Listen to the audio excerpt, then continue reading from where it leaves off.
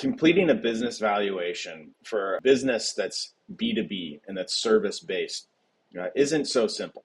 There's a lot of different factors that go into this, and it really depends on what type of business or industry and clients you serve.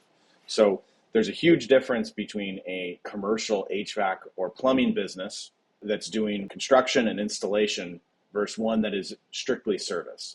And the same is true as for professional services. If you're doing engineering and design and build and it's a one-time project, it's going to be a lower valuation than a professional service company that has, customers year in, year out that never leave. So think about accounting or financial services. And going back, another key thing is, when we look at what the margins are in these types of businesses. So someone that is performing a service that is absolutely needed immediately when there's a problem. So for instance, a boiler goes down or an HVAC or air conditioning unit goes down. You need that service immediately and you're willing to pay a higher price versus a one-time project that's put out to bid that's very competitive. So depending upon the industry you serve, the types of customers you work with, and how you're able to achieve higher margin, all of this flows into profitability. And so when we do valuations, we request 5 years financial statements, so profit and loss and balance sheet, and we're going to look at earnings volatility, and we're going to look at customer concentration, so revenue by customer by year, and we're going to see the different fluctuations. So if we're seeing steady growth, that's great.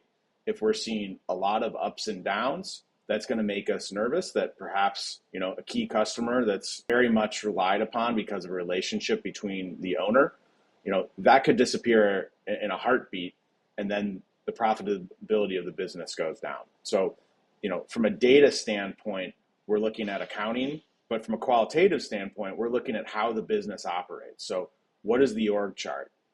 Who's on your team? Is there a middle management layer? Is there too much reliance on a key employee that's, could jump ship at any moment, or key employees that are about to retire? When we think about how you win and retain customers, so is it long-standing customers for year and year, or do you have customers that come in and out and disappear? Or is your business something that is strictly driven from the convenience of location and geographic footprint? For these types of businesses, especially in the trades, especially residential services, Google reviews is paramount. If you have tons of Google reviews and your SEO is key, that means customers are going to come in and out, but they're always going to be there.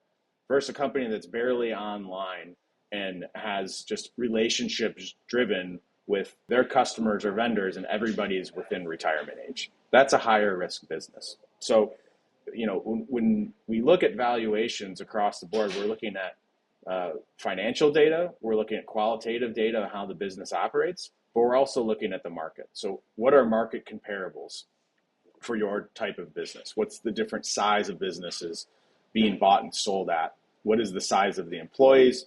What is the revenue? What are the earnings? And if it's something that is a little bit more asset heavy, we're looking at what's the age of the fleet. If you're distributing food, what's the age of equipment, and what's the quality of this type of business, that if someone were to buy it, is everything good to go on day one, or are they going to have huge CapEx in the first 5 years because all the equipment's falling apart? So if you need help considering, the different levers to improve your valuation and improve your standing to sell, or if you're looking, I need to buy a business and I want to buy it and I'm not sure what it should be valued at, please contact us, info@exitequity.com, and we'd love to help you with your B2B services valuations.